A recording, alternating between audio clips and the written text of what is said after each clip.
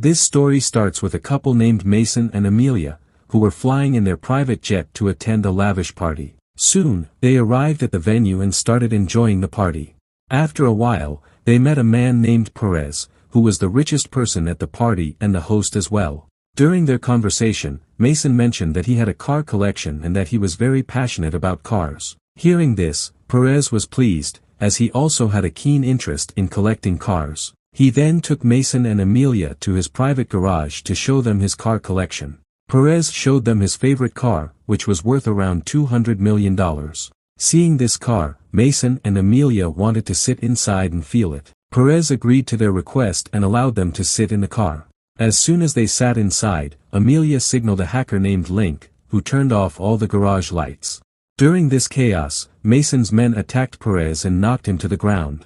Taking advantage of this opportunity, Mason started the car and escaped with it. At this point, it was revealed that Mason and Amelia were professional thieves, and their purpose of attending the party was to steal this car. They loaded the car onto a large truck and planned to leave the country. However, before they could successfully escape, an FBI team began chasing them. Seeing this, Mason wondered how the FBI learned about their plan. Amelia then pointed a gun at Mason, revealing the twist. Amelia was not a thief but an FBI agent who had faked her love for Mason to catch him red-handed. Heartbroken, Mason realized the truth. Despite his feelings, he instructed his team to go with Plan B. Following these orders, his team drove all their cars into the river. Though they couldn't steal the car as planned, they narrowly escaped being caught by the FBI. 3 months later, we see Mason living a simple life outside the city, having given up theft. One day, his younger brother Sean visited him and told him about a plan to rob a bank, wanting Mason to join. However, Mason refused, saying he was retired and didn't want to get involved in any new trouble. Sean tried to persuade him, but when Mason didn't agree, Sean left, giving Mason a phone in case he changed his mind. Days passed, but Mason's decision remained unchanged. On the day of the heist, Link called Mason, asking why he was late. Confused, Mason realized Sean had lied to his team, saying Mason was ready to join the plan.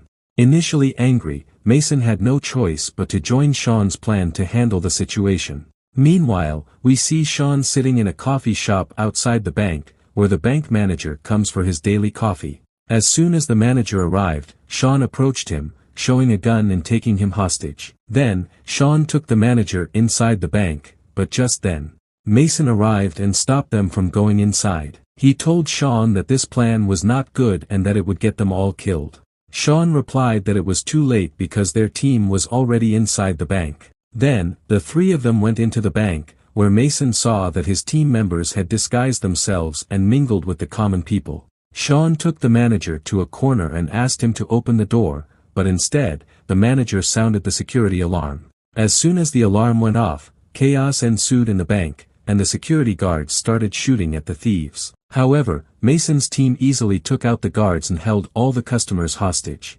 Mason then asked Sean what their actual target was. Sean explained that they were looking for a locker belonging to a woman named Isabel Farrow, which contained a hard drive with millions of dollars in cryptocurrency. Hearing this, Mason took the manager to the vault and told him to open the locker. Now, note that the locker had 2 keys, one with the manager and the other with Isabel, the locker owner. The locker would only open when both keys were used together. The twist was that Sean had no idea about the second key and had brought his entire gang to rob the bank without this crucial information. When Mason learned about this, he was furious with Sean. He then told Link to hack the locker and bypass its security. Link worked his magic and hacked the locker within minutes. But when they opened the locker, they found no hard drive inside.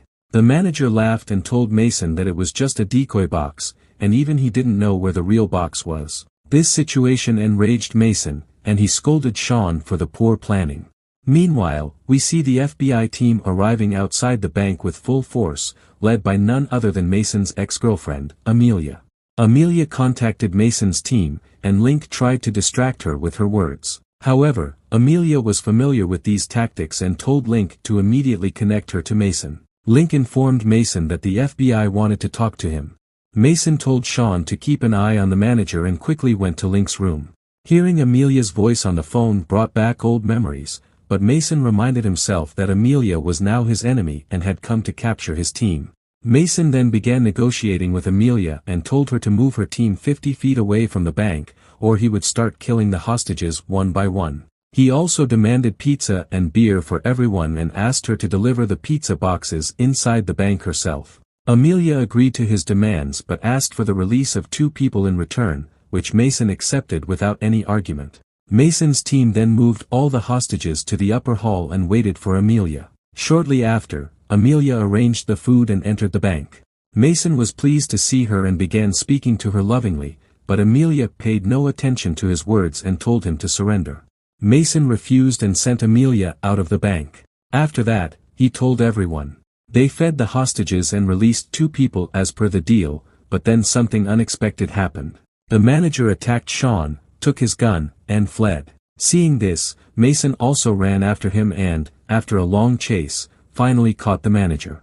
Mason then interrogated the manager and extracted all the information about Isabel.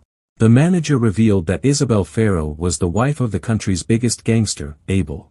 He explained that Abel was a very dangerous gangster with the support of all the powerful politicians in the country. He speculated that the hard drive might contain evidence of those politicians' shady dealings, which could threaten the government if exposed. Despite this information, Mason decided to steal the hard drive so he could blackmail the government and escape from the bank. Meanwhile, outside the bank, a car arrived, carrying none other than Abel's lawyer. The lawyer ordered Amelia that if her team did not capture the thieves within the next hour, the U.S. Army would attack the bank. Amelia was confused about who this man giving orders was. She discussed this with her supervisor, who informed her that the man's name was Alex, and he was Abel's lawyer. The supervisor told Amelia that Abel had the support of all the powerful politicians in the country, and therefore, they could do nothing about this. He advised Amelia to try to get the thieves out of the bank as soon as possible because if the U.S. Army entered the bank, many hostages would be killed along with the thieves. Meanwhile, Mason and his team started breaking through the walls of the locker room, hoping that the bank had hidden Isabel Farrow's vault in a secret room. But as they broke one wall, another wall appeared in front of them. On the other side, the U.S. Army had surrounded the bank and was preparing to enter. Seeing this, Amelia called Mason and urged him to surrender because if the U.S. Army entered the bank, the thieves were sure to die. Mason told Amelia to leak the information to the media that the U.S. Army was about to attack the bank because once the media gathered outside the bank, the U.S. Army would be unable to take any action.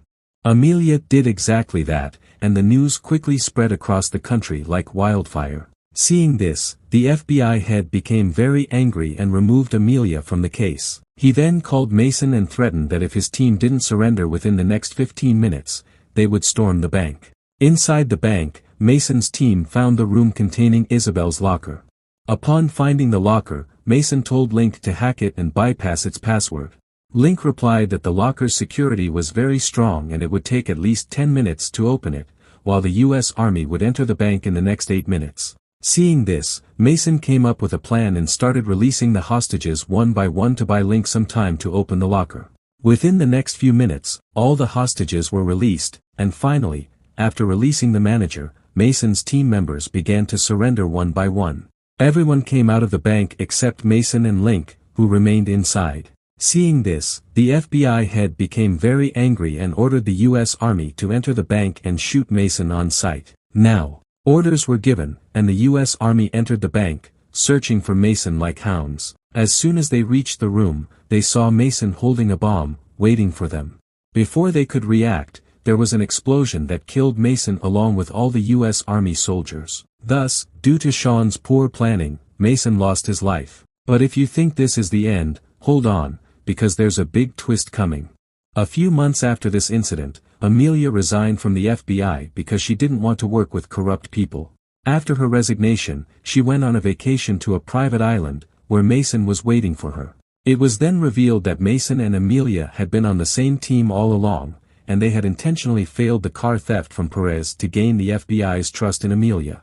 The story then goes into a flashback, showing the moments before the explosion. When the U.S. Army entered the bank, Mason demanded to meet Abel's lawyer, Alex. Reluctantly, they had to accept Mason's demand because he still had all the evidence. Soon, Alex met Mason, who threatened to release all the evidence to the public unless Alex transferred $500 million to his account and provided new identities for Mason and his team, allowing them to start a new life with new names. Since Abel's fate was in Mason's hands, Alex agreed to all his demands. They then staged a fake explosion to make it appear that Mason had died. On the other hand, we see Mason and Amelia, who had given up theft and started a new life with new identities.